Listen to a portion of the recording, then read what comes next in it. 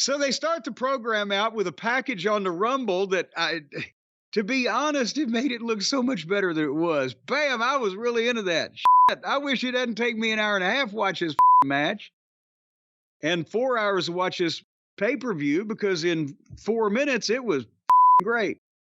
But their production, their editing, production, etc. Kudos to them. And then they announced. Now we lost an announcer. Poor Kevin Patrick. Kevin, we hardly knew ye. Alas, poor Kevin. So. Oh, let me back. No, you can't come in. I hear you panting, but you can't come in, Kevin. You must go. Why did someone think I should be the lead commentator? Because they wanted to appeal to the British expatriate fucking demographic. Every time you say that, we get someone to yell at us. Is he Irish again? Is he Irish? Yeah, maybe. I thought he was somebody. No, that's right. He's Irish. He's Irish. All right. The Irish expatriate fucking demographic here in the United States. And nevertheless, out comes the trade-off for that. It's going to be Michael Cole and Pat McAfee. Pat McAfee, ladies and gentlemen, will be the new color man along with Michael Cole on the Monday Night Raw programs going forward. So they had to spend an inordinate amount of money to make that happen, didn't they? With all the other commitments that McAfee possesses here currently. Well, football season's coming to a close, so I think his commitments have opened up a little bit for the next little while, and he already has a relationship with them. He's a big star. They like him there. I think they think he's bigger than he is, or how do I phrase that? They think he's more popular than he is? Yes, more over potential. But he's pretty fucking He's popular all right. to some extent. He's unbearable on commentary because it's like AEW commentary, but every now and then he hits you with a great line. You're like, man. And then right away, yeah, he's really fucking annoying on commentary. Here's the only big problem I have with this. Not even a big problem, but my only thought was, and again, they did an angle with Drew McIntyre. We'll talk about it momentarily, but you have CM Punk, and he can't wrestle for a while. He may be the best color commentator in the entire business. From the little bits I've seen him do it on Raw way back, on AEW TV.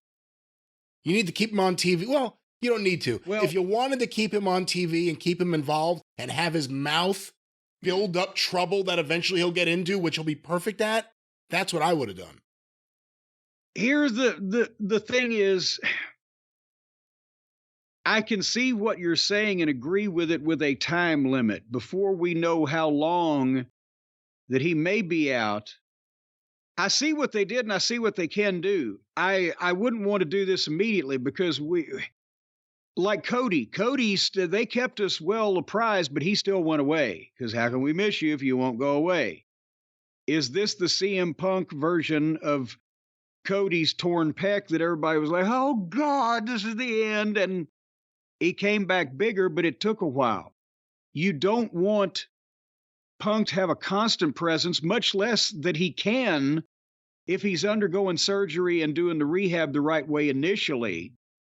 And you want another big name, however big can be debated or, litigated elsewhere, but he's a recognized known name within that universe as well as outside in the media.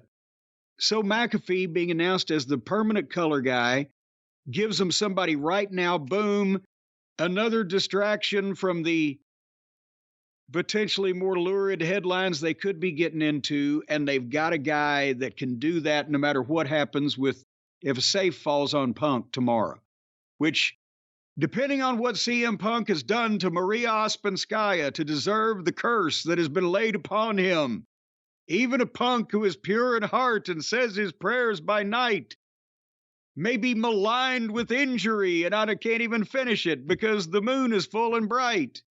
I don't know what the fuck. You don't realize that Maria Ospinskaya is the lady who played the old gypsy woman in the Universal horror classic The Wolfman, featuring Lon Chaney Jr. playing the afflicted lycanthrope Larry Talbot, whose Punk's dog is named after. And so that was hysterical to everybody but you. Yeah, I guess so. Yeah. So the point is, then later on, when you have assessed what the injury is and how it's been treated and how the recovery is going, then you can determine they've already laid seeds with Punk and Drew, and you've already got, everything you've had before. If Punk comes back from injury in whatever period of time, but you don't want him there just every week, because then it doesn't it peaks and valleys before he's ready to take advantage of a peak. Does that make sense? It does. I mean, again, we don't know how long he'll be out. He was out, I think, 9 months last time he tore his tricep. But that was Well, also in the middle. That was also in the practice. middle of the all-out thing. So I don't know how long was the injury and how long was anything else. Yeah, then he got some practice before, so he ought to be better at it this time. Now, I'm trying to bring some levity to a sad, sad situation that's gotten more and more absurd.